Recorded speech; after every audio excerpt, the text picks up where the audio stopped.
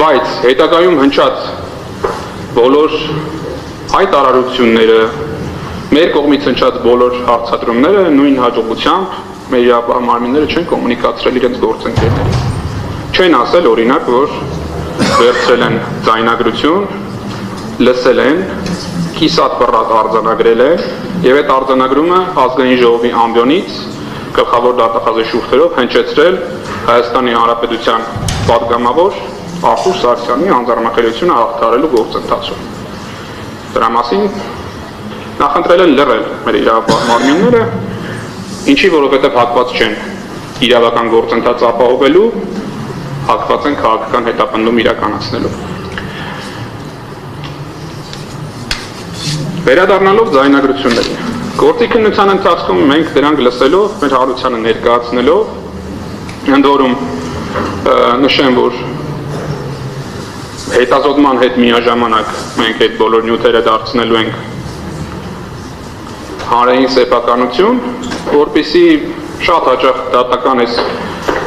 գործընթացի ձանձրալիությունը անձինք կարողանան հաղթահարել այդ տվյալներին ինքնուրույն ծանոթանալու եղանակով եւ յուրաքանչյուր անձ հնարավորություն կունենա ինքը լսել եւ գնահատական տալ, թե ինչ բովանդակություն ունեն դրանք եւ դրանցից ինչ են բխեցվել։ Այնուհետև ամիսներ շարունակ կեղծ օպերատիվ, այսինքն օդից վերցված օպերատիվ տվյալի հիման վրա դատարանները բավարարել են միջնորդություններ անձանց գաղտնը լսելու եւ տարբեր ժամանակահատվածներում լսել են տարբեր խոսակցություններ։ Օրինակ, ամիս կարող առնեմ, բայց մոտավոր ճիշտ ժամանակահատված եմ ասում, 24 թվականի օգոստոս-սեպտեմբեր ամիսներին ինչ որ անձինք խոսելուց ասել են, որ լավ կլիներ Հայաստանի Հանրապետության վարչապետի կայքում նրա նկարի վրա ավելացնել սատանայի կոտոշներ, որպես քաղաքական ակտիվիզմի ինչ-որ դրսևորում։ Քննարկել են, անցել են առաջ։ Հետագա գործի ընթացքում որևէ երկրորդ տվյալը, որ այս գործողությունը կատարվում էր կամ պլանավորվում էր կամ արդեն իրականություն էր դարձել, գոյություն չունի։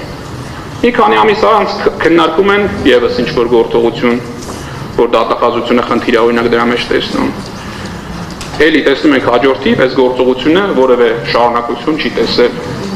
Օրինակ, մի քանի ամիս անց էլ քննարկում են, որ որպես փողոցային ակցիայի մասնակիցներ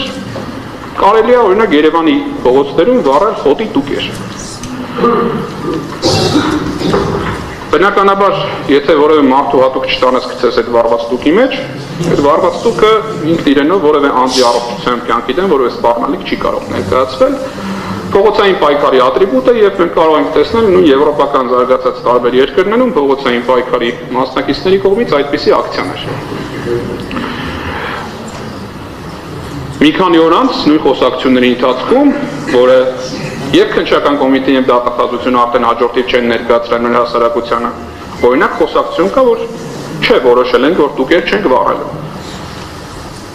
Լավ, այս կատորը կարար չէ մեղադրական եզրակացության մեջ տեղ չգտներ, որովհետև իրենց իսկ ձեռք բերած նյութերով, որը կոչվում է ապացույց, օբյեկտիվ,